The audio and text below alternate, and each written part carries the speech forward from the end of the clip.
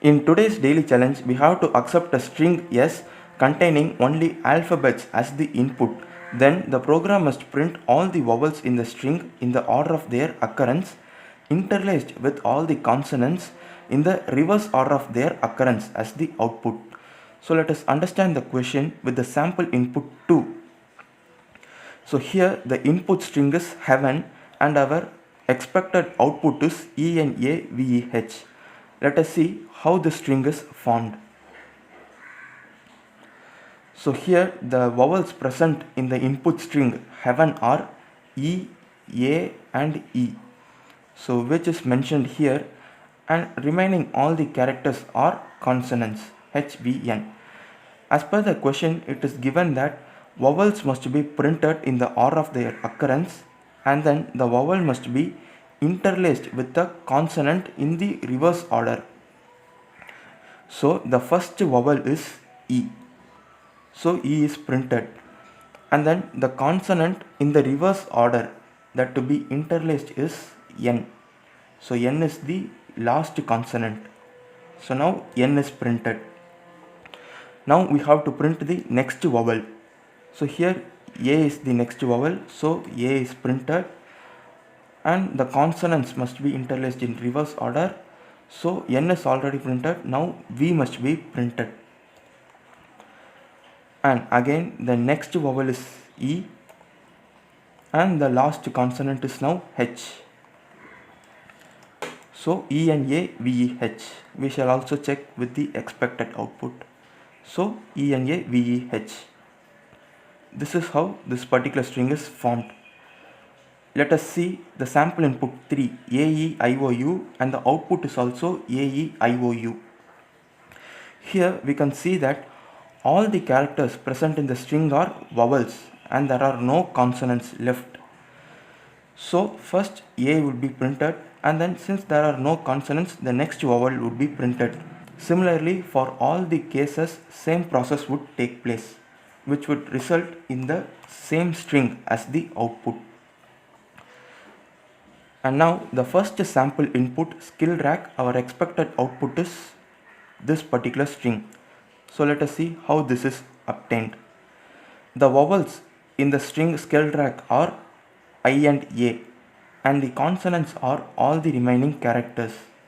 First, the vowels should be printed in the order of their occurrence. So I is printed. And now the consonants must be interlaced in the reverse order.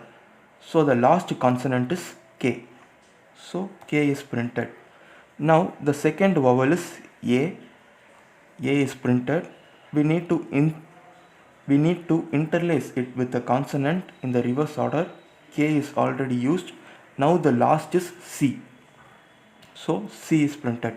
Now we can see here that there are no more vowels. We have used all the two vowels, but still there are these many consonants left. So we are just going to print all these consonants in the reverse order. So R, L, L, K and S. So IKAC or WLKS, and this is also same as our expected output. So this is how the output is generated for all the three sample test cases in today's daily challenge. Let us now see how to implement this logic. So this is the program which I have written in C language. Let us start from the main function. So initially I have declared some character arrays and then some variables, and then I have got the input value of the string S, and then using a for loop I am traveling through all the characters present in the string S, and inside this for loop there is a if condition which checks whether the character is vowel or not. So this is vowel is a user defined function which I have defined here.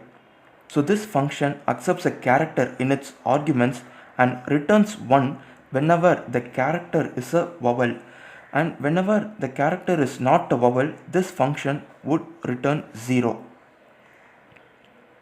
At the stage when the for loop reaches the last character of the string s, the vowels present in the string s would be stored in a new string named vowels, and all the consonants present in the string s would be stored in another new string named consonants.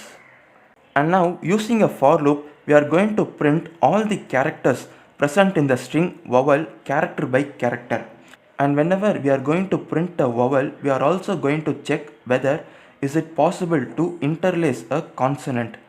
And whenever the string length of the string consonant is greater than 0, there is a character present in the string. So we are going to print the last character of the string consonant. So the last character can be determined by the string length of the string consonant minus 1. So this would print the last character of the string consonant.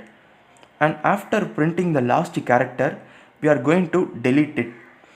In order to delete it, we are going to set the last character value as null.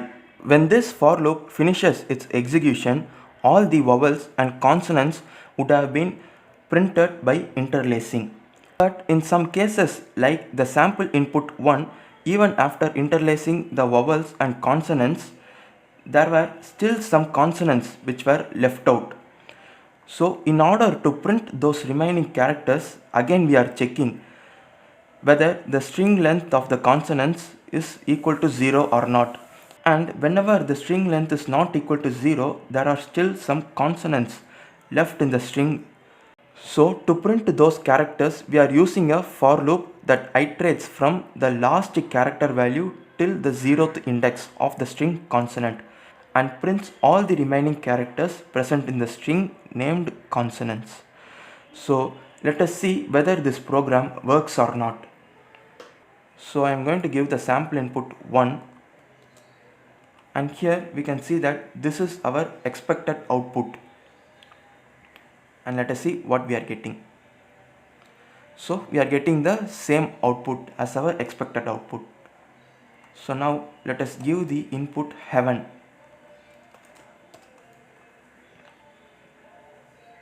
and for this our expected output is ENABEH. So ENABEH, we get the same value. Now let us give the third input also,